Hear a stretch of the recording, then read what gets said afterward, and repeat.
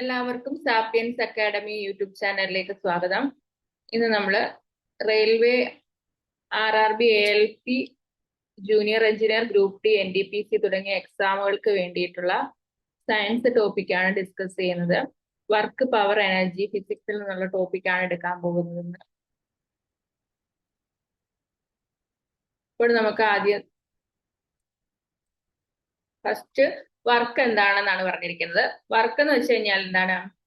ഒരു body force കൊടുക്കുന്ന ഡയറക്ഷനിൽ അതിനൊരു ഡിസ്പ്ലേസ്മെന്റ് ഉണ്ടാകുവാണെങ്കിൽ നമുക്ക് അതിന് എന്ത് ചെയ്യാം? വർക്ക് ചെയ്തു എന്ന് പറയാം. ഒരു ബോഡിക്ക് ഒരു ഡിസ്പ്ലേസ്മെന്റ് ഫോഴ്സ് കൊടുക്കുന്ന ഡയറക്ഷനിൽ ഉണ്ടാകുവാണെങ്കിൽ അതിന് എന്ത് പറയാം? വർക്ക് നടന്നു എന്ന് പറയാം. അപ്പൊ വർക്കിന്റെ ഇക്വേഷൻ ആണ് എന്തെന്ന് പറയുന്നത്? ഫോഴ്സ് ഇൻറ്റു ഡിസ്പ്ലേസ്മെന്റ് എന്ന് പറയുന്നത്. വർക്കിന്റെ ഇക്വേഷൻ ആണ് ഫോഴ്സ് ഇൻറ്റു ഡിസ്പ്ലേസ്മെന്റ് എന്ന് പറയുന്നത്. വർക്കിന്റെ യൂണിറ്റ് ഏതായാലാണ് പറയുന്നത്? ജൂളിലാണ്. വർക്കിന്റെ യൂണിറ്റ് പറയുന്നത് ജൂളിലാണ്.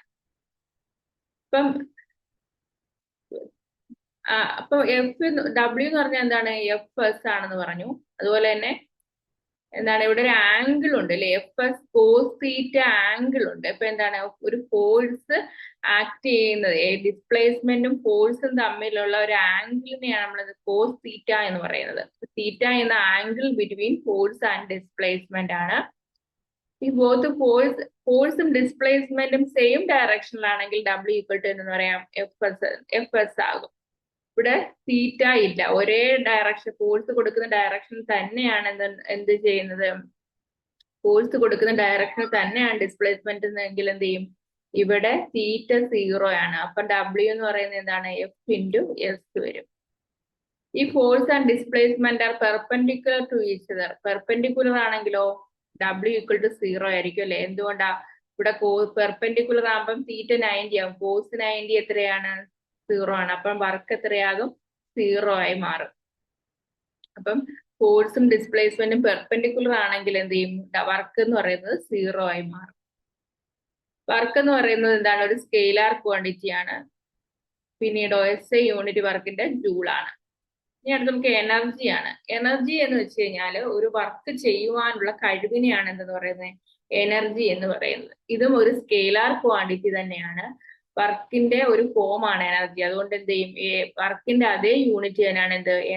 എനർജിക്കും വരുന്നത്. ഇപ്പൊ വർക്കിനും എനർജിക്കും ഒരേ യൂണിറ്റ് തന്നെയാണ് വരുന്നത്. ഈ പൊട്ടൻഷ്യൽ എനർജി. എനർജി 2 ടൈപ്പ് ഉണ്ട്. എന്ത്? പൊട്ടൻഷ്യൽ എനർജിയും കൈനറ്റിക് എനർജിയും ഉണ്ട്. പൊട്ടൻഷ്യൽ എനർജി എന്ന് വെച്ച് കഴിഞ്ഞാൽ ഒരു ബോഡിക്ക് അതിന്റെ പൊസിഷൻ കൊണ്ടുണ്ടാകുന്ന എനർജിയാണ് എന്ന് പറയുന്നത് പൊട്ടൻഷ്യൽ എനർജി എന്ന് പറയുന്നത്. എക്സാമ്പിൾ ആയിട്ടുള്ള ഒരു സ്ട്രെച്ച്ഡ് സ്പ്രിങ്, പിന്നെ ഒരു ഹൈറ്റിലുള്ള ഡാമിലുള്ള ഒരു water, energy of A spring watch, spring in A watch, ഇതൊക്കെയാണ് എക്സാമ്പിൾസ് ആയിട്ട് വരുന്നത്. കൈനറ്റിക് എനർജി എന്ന് പറഞ്ഞു കഴിഞ്ഞാൽ energy of A body when it is in motion ഉണ്ടെങ്കിൽ എന്ത് ചെയ്യും? കൈനറ്റിക് എനർജി എന്ന് പറയാം. M ആണെങ്കിൽ, അതായത് മാസ് M, സ്പീഡ് V ആണെങ്കിൽ കൈനറ്റിക് എനർജി എന്ന് പറഞ്ഞാൽ എന്താണ്? 12 mv² ആണ് കൈനറ്റിക് എനർജി എന്ന് പറയുന്നത്. ഒരു ഫ്ലൈയിങ് എയറോപ്ലെയിൻ ആണെങ്കിൽ അതിന് എന്തുണ്ട്? കൈനറ്റിക് എനർജിയും ഉണ്ട്, പൊട്ടൻഷ്യൽ എനർജിയും ഉണ്ട്. ഇനി എനർജി എന്ന് പറയുന്നത് principle of conservation of energy എന്ന് വെച്ച് കഴിഞ്ഞാൽ എന്താണ്? എനർജി എന്താണ്? ക്രിയേറ്റ് ചെയ്യാനോ ഡിസ്ട്രോയ് ചെയ്യാനോ പറ്റത്തില്ല. പക്ഷെ ഒരു ഫോമിൽ നിന്ന് മറ്റൊരു ഫോമിലേക്ക് ട്രാൻസ്ഫോം ചെയ്യാനാണ് പറ്റുന്നത് എനർജിയെ. അതാണ് എന്തെന്ന് പറയുന്നത്? Principle of conservation of energy എന്ന് പറയുന്നത് അതാണ്. അപ്പൊ ഇനി പൊട്ടൻഷ്യൽ എനർജി എന്ന് പറഞ്ഞു കഴിഞ്ഞാൽ എന്താ? പൊട്ടൻഷ്യൽ കൈനറ്റിക് എനർജിയുടെ ഇക്വേഷൻ നമ്മൾ പറഞ്ഞു, 12 mv². അതുപോലെ പൊട്ടൻഷ്യൽ എനർജി ആണെങ്കിൽ എന്താണ്? വെയിറ്റ് ഇൻറ്റു ഹൈറ്റ് ആണ്. വെയിറ്റ് ഇൻറ്റു ഹൈറ്റ് ആണ്. അപ്പൊ ഹൈറ്റ് എന്ന് പറയുന്നത് h ആണ്. വെയിറ്റ് നമുക്കറിയാം, weight equation mass into gravity ആണ്, mg ആണ്. അപ്പൊ mgh എന്ന് പൊട്ടൻഷ്യൽ എനർജി എന്ത് കിട്ടും? mgh എന്ന് കിട്ടും. ഇനി കൈനറ്റിക് എനർജിയുടെയും പൊട്ടൻഷ്യൽ എനർജിയുടെയും സമ്മ് ഒരു സിസ്റ്റത്തിൽ എപ്പോഴും എങ്ങനെയായിരിക്കും? ഫ്രിക്ഷൻ ഇല്ലെങ്കിൽ കോൺസ്റ്റന്റ് ആയിരിക്കും. എനർജി എന്ന് പറയുന്നത് എപ്പോഴും എന്താണ്? ഒരിക്കലും ക്രിയേറ്റ് ചെയ്യാനോ ഡിസ്ട്രോയ് ചെയ്യാനോ പറ്റത്തില്ല. ഒരു ഫോമിൽ നിന്ന് മറ്റൊരു ഫോമിലേക്ക് ട്രാൻസ്ഫോം ചെയ്യാൻ മാത്രമേ പറ്റത്തുള്ളൂ. അപ്പോൾ ഡയനാമോയിലുള്ള എനർജി കൺസർവേഷൻ എങ്ങനെയാണ്? ഡയനാമോയിൽ മെക്കാനിക്കൽ എനർജി എന്തായിട്ട് കൺവേർട്ട് ചെയ്യുന്നു? ഇലക്ട്രിക്കൽ എനർജി ആയിട്ട് കൺവേർട്ട് ചെയ്യുന്നു. ക്യാൻഡില് കെമിക്കൽ എനർജി എന്തായിട്ട് കൺവേർട്ട് ചെയ്യുന്നു? ലൈറ്റ് ആൻഡ് ഹീറ്റ് എനർജി ആയിട്ട് കൺവേർട്ട് ചെയ്യുന്നു. മൈക്രോഫോണില് സൗണ്ട് എനർജിയെ ഇലക്ട്രിക്കൽ എനർജി ആയിട്ട് കൺവേർട്ട് ചെയ്യുന്നു. ലൗഡ് സ്പീക്കറിൽ ഇലക്ട്രിക്കൽ എനർജിയെ സൗണ്ട് എനർജി ആയിട്ട് കൺവേർട്ട് ചെയ്യുന്നു. സോളാർ സെല്ലില് സോളാർ എനർജിയെ ഇലക്ട്രിക്കൽ എനർജി ആയിട്ട് കൺവേർട്ട് ചെയ്യുന്നു. ട്യൂബ് ലൈറ്റില് ഇലക്ട്രിക്കൽ എനർജിയെ ലൈറ്റ് എനർജി ആയിട്ട് കൺവേർട്ട് ചെയ്യുന്നു. ട്യൂബ് ലൈറ്റിൽ എന്ത് ചെയ്യുന്നു? ഇലക്ട്രിക്കൽ എനർജിയെ ലൈറ്റ് എനർജി ആയിട്ട് കൺവേർട്ട് ചെയ്യുന്നു. സോളാർ സെല്ല് സോളാർ എനർജിയെ ഇലക്ട്രിക്കൽ എനർജി ആയിട്ടാണ് കൺവേർട്ട് ചെയ്യുന്നത്. ഇലക്ട്രിക്കൽ ബൾബില് ഇലക്ട്രിക്കൽ എനർജി എന്തായിട്ട് മാറ്റുന്നു? ലൈറ്റ് ആൻഡ് ഹീറ്റ് എനർജി ആയിട്ട് മാറ്റുന്നു. ബാറ്ററിയിൽ കെമിക്കൽ എനർജിയെ ഇലക്ട്രിക്കൽ എനർജി ആയിട്ട് മാറ്റുന്നു. ഇലക്ട്രിക് മോട്ടോറിലോ ഇലക്ട്രിക്കൽ എനർജിയെ മെക്കാനിക്കൽ എനർജി ആക്കി മാറ്റുന്നു. സിത്താറിൽ മെക്കാനിക്കൽ എനർജിയെ സൗണ്ട് എനർജി ആക്കി മാറ്റുന്നു. ഫോട്ടോ സെല്ലില് ലൈറ്റ് എനർജിയെ ഇലക്ട്രിക്കൽ എനർജി ആക്കി മാറ്റുന്നു. ഇത്ര എനർജി കൺവേർഷൻ ആണ് നടക്കുന്നത്. ഇനി മൊമെന്റവും കൈനറ്റിക് എനർജിയും തമ്മിലുള്ള ഇക്വേഷൻ ആണ് പറയുന്നത്. മൊമെന്റം P ഈക്വൽ ടു എന്താണ്? മാസ് ഇൻറ്റു വെലോസിറ്റി ആണെന്ന് നിങ്ങൾക്ക് അറിയാവുന്നതാണ്. കൈനറ്റിക് എനർജി ഇക്വേഷൻ എന്താണ്? ഹാഫ് ഇൻറ്റു mv സ്ക്വയർ ആണല്ലോ. അപ്പൊ നമുക്കിവിടെ